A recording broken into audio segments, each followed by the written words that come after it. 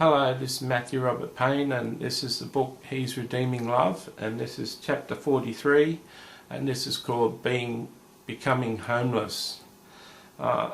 As we left off in the last chapter, the lady I was living with kicked me out of the caravan park that we're living in and gave me $5 to have to my name, and before I left to the station, I rang my cousin's place, my auntie's place, to see if they were home and they could take me in. I couldn't get in touch with them, and so I didn't have a mobile for them to ring me back on, and so I caught a train into the city. I knew of one place you could get a meal in the city, and so I went to that place and got which was quite a disgusting meal that I wasn't really happy with, but it was free and I ate it.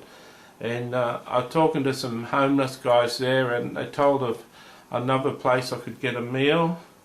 I decided that I'd spend each night in King's Cross and go to the strip joint and stay up all night, and then sleep in the park in the morning, and that's what I'd do. I'd sleep in one of the parks during the day and then stay up all night. I wasn't going to sleep alone in a park at night, and it was a scary situation becoming homeless. There's certainly a lot of homeless you walk past during the day, and you mightn't so much feel pity for them. It's another thing to be alone in the city with no money and no help and find yourself homeless. And so I went up to King's Cross, and I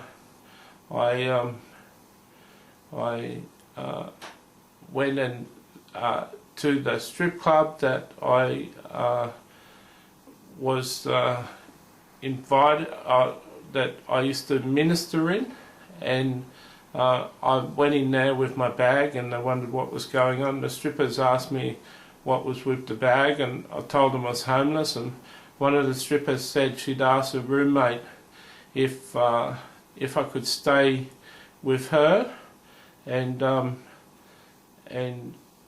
she came back to me and she said her roommate didn't know me and wasn't comfortable. I hadn't been into the strip joint for 6 months, and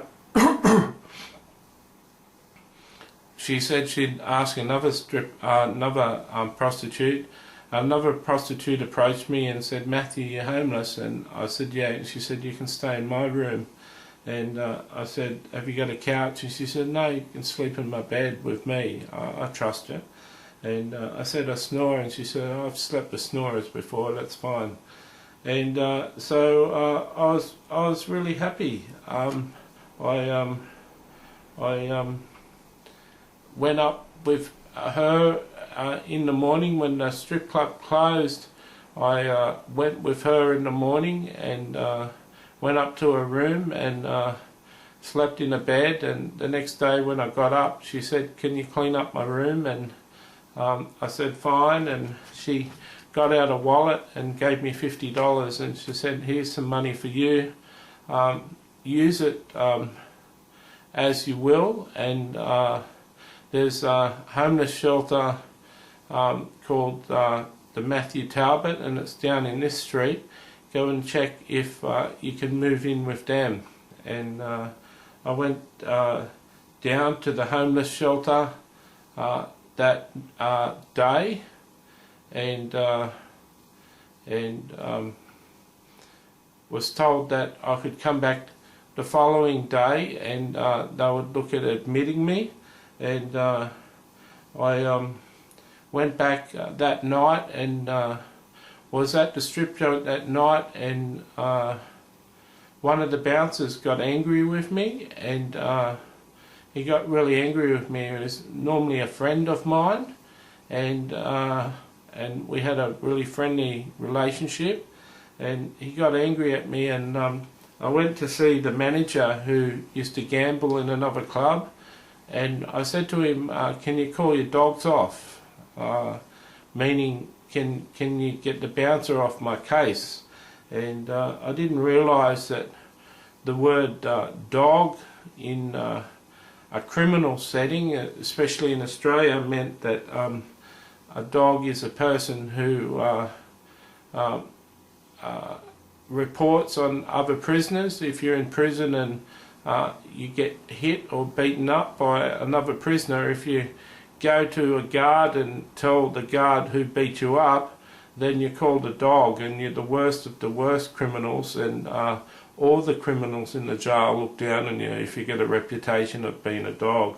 And so it's like a reverse justice system, that if you stand up for justice and want justice, in the criminal system you're called a dog. And so when I said about his bouncer, can you call the dogs off, in criminal language I was saying that he was the worst of the worst, and I had no idea that I'd said that.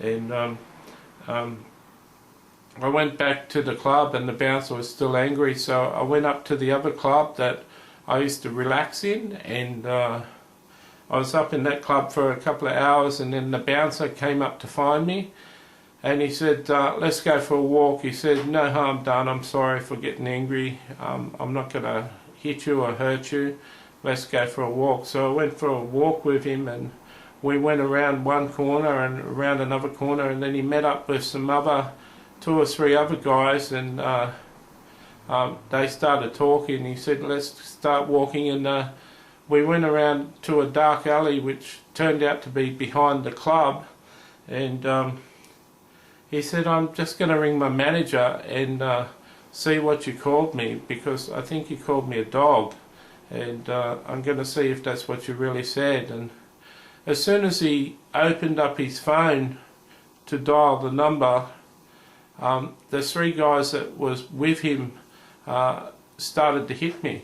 The 3 of them surrounded me and started to hit me as soon as I was on the ground, and they're kicking me on the ground, and I was in a very serious position, and I was on the ground, and I was saying to the guy on the phone, I'm sorry, I offended you, please forgive me. And I was saying sorry for about 30 seconds, and Jesus said to me, clear as a day, clear as anything in my mind, are you finished saying sorry to him? And I said, yeah, Jesus. And he said, Jesus said, they've got a baseball bat there, and when they've kicked you unconscious, they're going to beat you with the baseball bat and kill you and then dispose of you. So, are you finished saying sorry? And I said, yeah. He said, well, get up and run to the police station. So I got up and ran to the police station. To this day, I don't understand how I got up from being surrounded by 3 guys and got away from them to run to the police station. I think that 3 angels came up behind the guys and put their arms in a locked position, and so they couldn't reach me. I'm not sure what happened, but that day I was meant to be killed, and it didn't happen. I went to the police station, and the King's Cross police asked me what had happened, and I told them what had happened, and they said, you're a regular down at that club. And I said, yeah. And they said, can you tell us about that club? Do you think they're dealing drugs? And I said, what do you think? I'm a fool. And they said, why? And I said, well, you know, 50% of the men that book the girls come there to try drugs for the first time, and they only booked a prostitute for the prostitute to supply them with heroin or cocaine and help them shoot up with the drugs.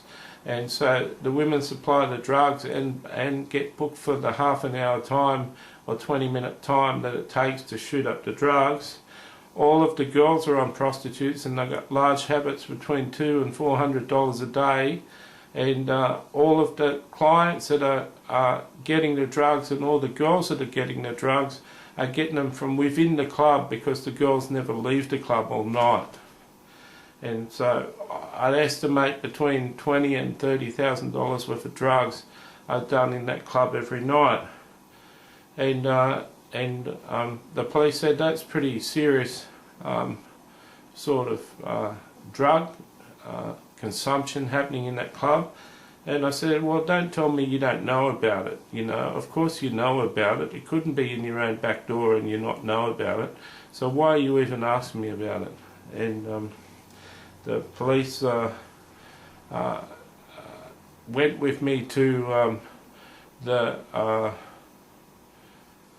strip club, and went in with me to the strip club and got my bag for me and told me that it's not very healthy for me to stay in King's Cross anymore and that I should leave. And I went down to the Matthew Talbot and booked into the Matthew Talbot and